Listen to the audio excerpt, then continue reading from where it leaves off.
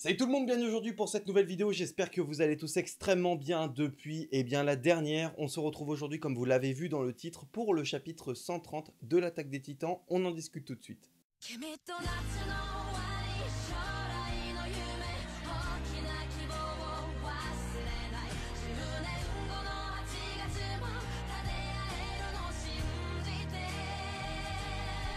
君が最後 Alors comme je l'avais dit lors de la dernière vidéo, dorénavant pour tout ce qui sera review de chapitre, je vais plus partir dans des analyses comme je pouvais le faire tout simplement parce que j'ai juste envie de kiffer le manga, j'ai juste envie de savourer les chapitres et puis en discuter avec vous, sans forcément aller chercher le petit détail et tout ça. Je trouve que beaucoup d'autres le font déjà bien mieux, donc je vais pas m'attarder dessus, et je vous laisse aller regarder les reviews d'autres personnes qui font déjà ça très bien comme je le disais. Ah ouais, et aussi désolé pour la qualité, parce que là je suis pas avec ma caméra, je suis avec la webcam, parce que la caméra avait plus de batterie, donc on fait ça comme ça. Ce chapitre 130 était tout simplement incroyable, je l'ai adoré, je sais pas ce que vous en avez pensé en règle générale, mais c'est vrai que j'ai vu pas mal de gens qui étaient un petit peu déçus, parce que en soi, il se passe pas énormément de choses, sauf que je trouve que ça raconte beaucoup, que les événements, on les attendait depuis super longtemps, on voit enfin les réelles motivations, que ce soit d'Eren, que ce soit même des autres personnages, et puis on voit le réel plan, et pas mal de révélations par rapport même à des discussions qu'avaient pu avoir nos personnages, comme Eren et Mikasa il y a quelques mois. Donc franchement, j'ai été plus que satisfait, j'étais même plus qu'emballé, j'ai trop kiffé ce chapitre. Alors sans vous faire un résumé, parce que de toute manière, si vous venez voir cette vidéo, c'est que vous avez déjà vu le chapitre, en tout cas j'espère, sinon allez le lire tout simplement. Au cours de ce chapitre, il y a eu plusieurs points que j'ai beaucoup appréciés. Donc déjà, au tout début du chapitre, on avait un point de vue justement j'allais dire, de notre ancien bataillon d'exploration qui se dirige justement vers l'île secondaire qui appartient, enfin qui est allié des Azumabito tout simplement, là où ils pourront a priori faire en sorte de sauver le plus de monde possible, puisque ce qui est vachement intéressant en fait, c'est de voir tout au long de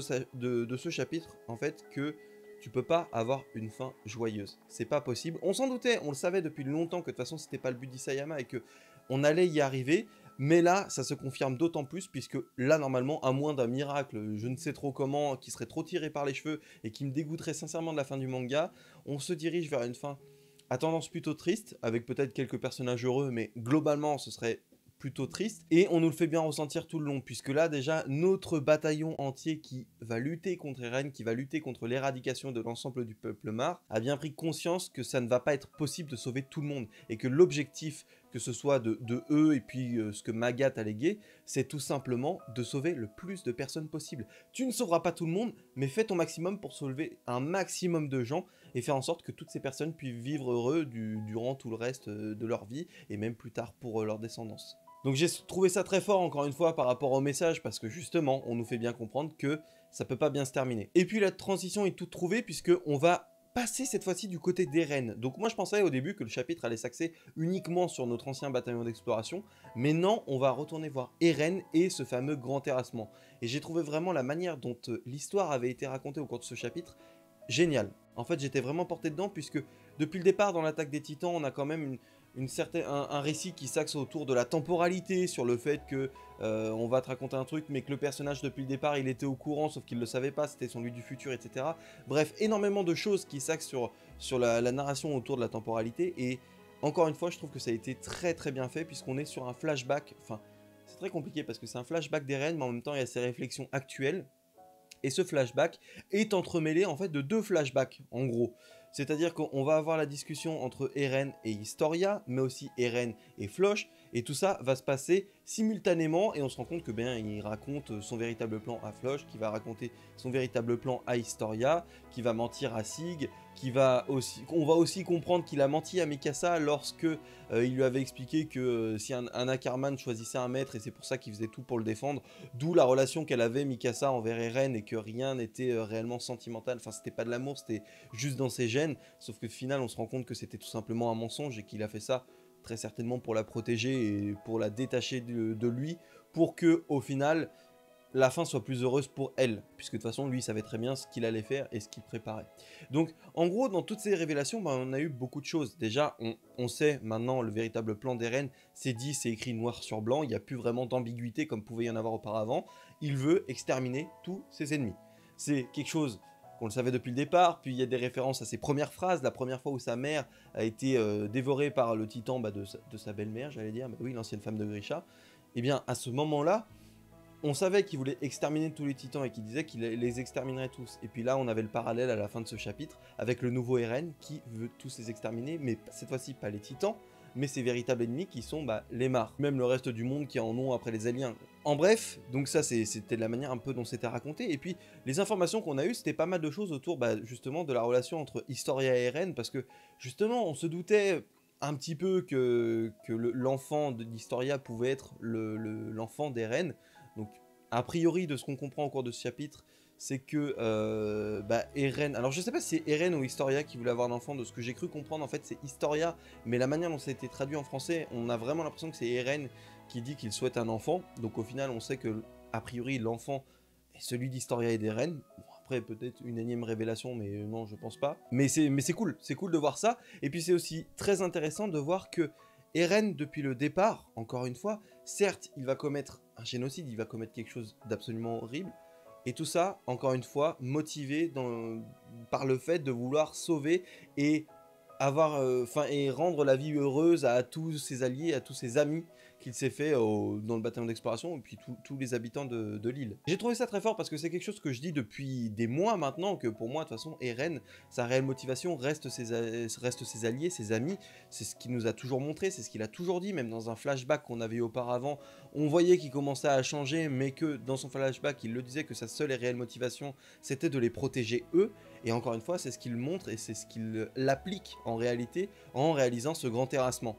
Donc effectivement, c'est quand même une solution assez extrême pour protéger ses alliés, mais c'est le but. Donc on comprend pas mal de choses, on comprend que Historia est au courant de son plan, on comprend que Eren est certainement le père de l'enfant d'Historia, le fils ou la fille, on ne sait pas, a priori on ne sait pas, mais donc qui est le père de cet enfant, et ce qui revient aussi sur le petit leak qu'avait fait Isayama il y a de ça quelques mois, où il avait montré la dernière case a priori du manga, où on voyait un personnage de dos qui ressemblait trait pour trait à Eren, mais bon, comme c'était des ébauches, c'est difficile de conclure, mais qui ressemblait beaucoup à Eren, qui portait un enfant dans les bras, et qui lui disait en gros qu'il était enfin libre, qu'il allait enfin pouvoir vivre en paix.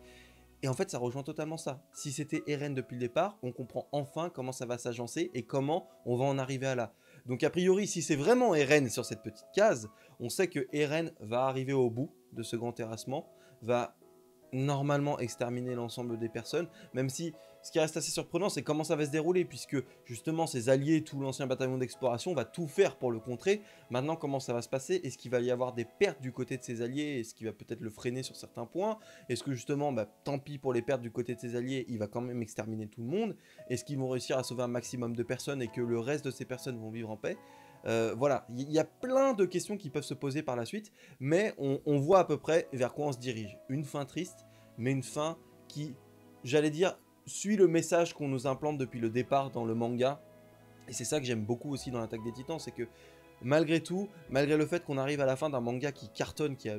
un succès incroyable, eh bien on n'arrive pas dans des fins soit à rallonge, soit qui vont à l'encontre de leur message pour faire plaisir aux fans. Initialement, voilà, pour moi, le message de l'Attaque des Titans, ça reste quand même une très grosse critique, peut-être une trop grosse critique, je ne sais pas, mais en tout cas peut-être de notre société actuelle, avec bon déjà les parallèles qu'il y a pu avoir avec justement la période de la Seconde Guerre mondiale ou autre, mais se dire que là, depuis le départ, la seule solution au final pour obtenir une paix dans un des camps n'est pas de dialoguer, de se poser et que tout ira mieux s'il y a un dialogue qui se fait entre les deux camps, mais c'est directement d'aller exterminer l'autre camp. Il n'y a pas d'autre solution pour avoir une paix durable. Et même si on se doute qu'a priori, il y a très peu de chances qu'elle reste durable très longtemps, hein, puisqu'il y aura forcément des rancœurs.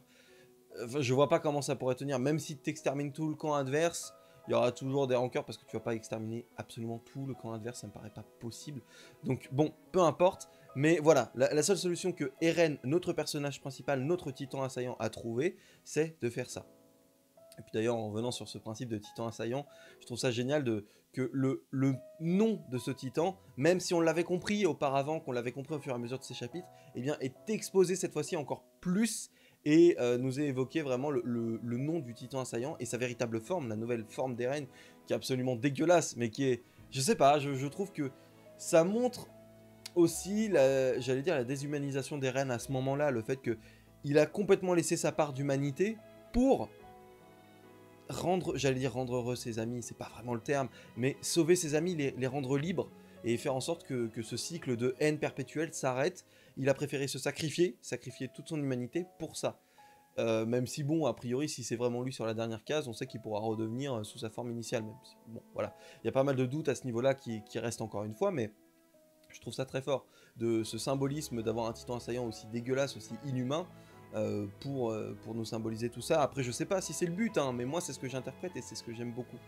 Et puis bah voilà, c'est à peu près tout ce que j'avais relevé sur ce chapitre, il me semble. Et puis bon, ouais, si, j'en ai pas parlé, mais ça me paraît évident, et je pense que tout le monde en a parlé. Je regarde pas les reviews des autres, mais je suis certain que ça s'est déjà dit, c'est ce grand terrassement. Je veux dire, enfin, on le voit à l'action, on nous met en face toute la flotte maritime de l'ensemble des empires du monde contre ce grand terrassement qui ne peuvent absolument rien faire. Ils ne peuvent rien faire avec cette quantité de titans colossaux. C'était incroyable. Puis la gueule des titans, je l'ai vraiment kiffé. Puis Eren derrière aussi, comme je vous le disais, complètement déshumanisé, complètement gigantesque, pour te montrer l'ampleur de ce qui est en train de s'abattre sur l'ensemble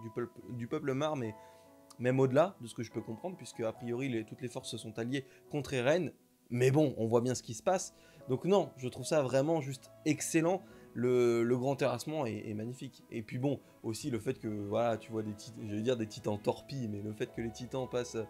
sous les bateaux, puis se redressent ensuite quand, j'allais dire, ils ont pied, parce que bon, quand tu traverses, je sais pas si c'est la mer ou l'océan, mais je veux dire, t'as beau faire 160 mètres de haut, dans tous les cas, tu coules. Donc le fait de les voir arriver comme des torpilles, ressortir, éclater toute la flotte, c'était juste génial. Et puis bah maintenant, reste à savoir ce qui va se passer par la suite. Donc déjà, comment on va arriver au dénouement final? Quel sera réellement ce dénouement, même s'il est triste? Quelles seront les petites nuances qu'il pourrait y avoir? Et puis bah, la gueule du grand terrassement, quoi. Comment les autres vont lutter contre ce grand terrassement? Pas forcément, bon, on se doute que les forces Mar vont pas faire grand chose, mais comment le bataillon d'exploration actuel va faire avec aussi les alliés Mar pour, j'allais dire, lutter contre ce grand terrassement, même si je pense pas qu'ils vont être capables de faire grand chose. Peut-être qu'on va enfin voir Armin se battre réellement avec son titan, parce que pour l'instant on l'a pas vraiment vu l'exploiter, donc ce serait vraiment quelque chose d'intéressant aussi, un titan colossal contre une armée de titans colossaux, puis face à Eren aussi, donc, et puis voir Mikasa, comment elle va réagir, puisque voilà, il y a plein de points d'interrogation, mais je trouve que c'est ultra bien écrit, que ce soit au niveau du développement de chacun des personnages, au niveau de leur représentation, pour illustrer leur état de pensée actuel, que ce soit voilà, Eren complètement déshumanisé, mais que ce soit malgré tout, je sais pas, tous en fait, je trouve que c'est super bien écrit. Mikasa, on comprend en réalité qu'elle aime Eren, que c'est pas du tout son sang Ackerman, et que c'est pour ça qu'elle lui est autant fidèle depuis le départ, et qu'elle continue de lui être fidèle, c'est juste de l'amour tout simplement. Et ça peut paraître bête, mais je trouve que c'est super bien amené, parce que voilà, on nous avait montré que c'était peut-être un truc juste génétique, mais en fait pas du tout, il y a une part de sentiment dans toute cette atrocité, en fait il y a une petite part de légèreté dans tout ce truc, tout ce phénomène atroce qui est en train de se produire, et j'aime beaucoup, j'aime beaucoup. Bref, écoutez, c'est tout ce que j'avais à dire sur ce chapitre, et j'espère sincèrement que, j'allais dire, le chapitre vous a plu. Je pense que de toute façon il n'y a pas trop de doute, mais j'espère que vous avez suivi la review jusqu'ici et que ça vous aura intéressé. N'hésitez surtout pas aussi à faire vos retours en commentaire, si vous avez vu peut-être quelque chose, vous auriez peut-être souhaité que soit je rebondisse, mais vous souhaitez peut-être rebondir sur d'autres points de ce chapitre que j'ai pas évoqué. Et puis n'hésitez pas aussi à me faire vos hypothèses sur la suite. Moi je suis plus trop dans cette optique, même si j'avoue que pour les 6 derniers chapitres ça donne envie, mais je veux juste kiffer, je veux juste qu'on profite de ces derniers mois avec ce manga qui est absolument génial, et je veux pas me prendre la tête avec des théories, écrire de très grosses vidéos, juste savourer, kiffer, et je laisse ce boulot à des gens qui le font bien mieux que moi. Allez, sur ce je vous laisse, merci à tous d'avoir suivi cette vidéo, prenez soin de vous, et à très bientôt pour une nouvelle vidéo.